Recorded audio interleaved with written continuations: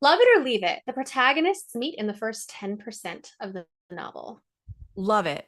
Honestly, if you could get them in the first 2 pages, I would love it even more. It drives me up a wall when I get into a romance novel and I don't even meet the secondary character for a long time, or I don't see them in the same room. They don't even know who each other is for, I mean, 10%. I mean, seriously, that's like, I'm like, if I get 10% and they haven't met each other, I am closing this book and I am throwing it away. I feel like this isn't a romance.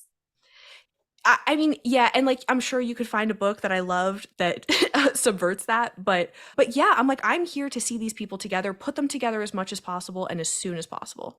Yeah. All right. Love it or leave it. Dual point of view narration.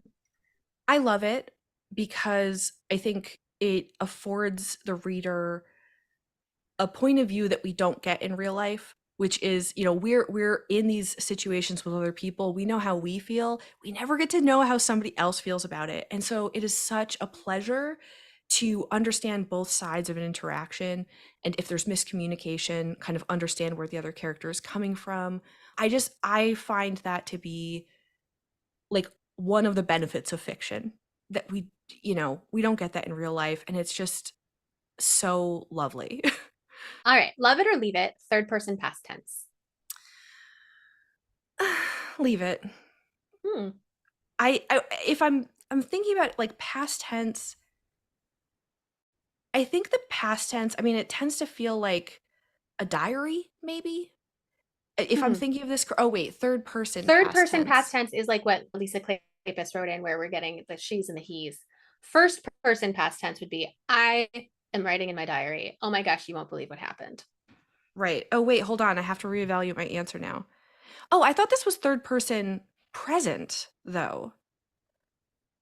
Oh no, it's past. He reached her. He reaches her. Okay, never mind. Love it. That's so interesting. I wonder, I think it's a sign of how involved you are in the text that you're just like, oh, it's present tense because I'm in the moment. Yes, I think exactly, exactly. That one was hard for me to answer because I think exactly like you just said, if a narration or if a narrative is doing what it should do, which is transport me, I'm not noticing Yeah. any of that. It's interesting because there's a lot of angst amongst authors again. And I think this is because of people on TikTok saying things. Contemporary romance right now tends to be written in first person present. So Hmm. I see him across the hall and I'm giving him my coffee. Hmm. And there are readers who are saying, oh, I'm never going to read third person. I am only going to read first person. And Hmm. so there are now historical romance authors who are like, well, should I be writing my historical romance in first person present? And then a lot of us are like, wait, wait, wait. That feels weird too. I'm kind of of the same ilk of you, which is if the story's doing its job, the reader shouldn't really be aware of Hmm. how it's being told to them. They should just Hmm. be compelled.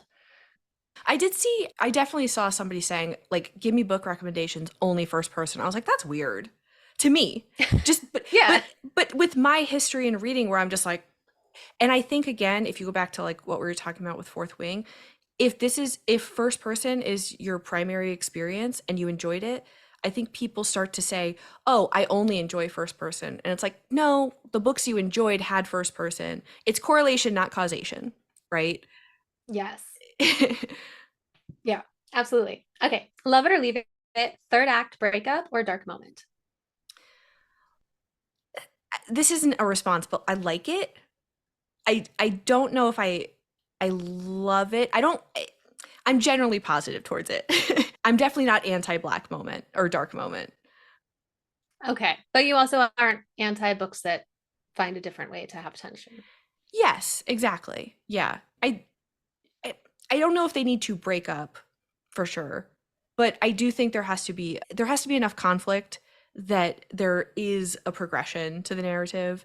And so I mean, I suppose a dark moment, or there has to be like what do they call that? Like a whiff of death, right? It could be a whiff Yeah. of death to the relationship, not necessarily mortal death.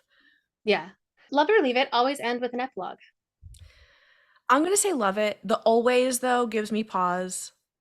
I I usually enjoy an epilogue. All right. Love it or leave it. Share research in an author's note. I do love it. A nice short note that just tells me, did something really happen? Did you base it on a particular event? Give me enough that if I wanted to go do more reading, I know what to go look for.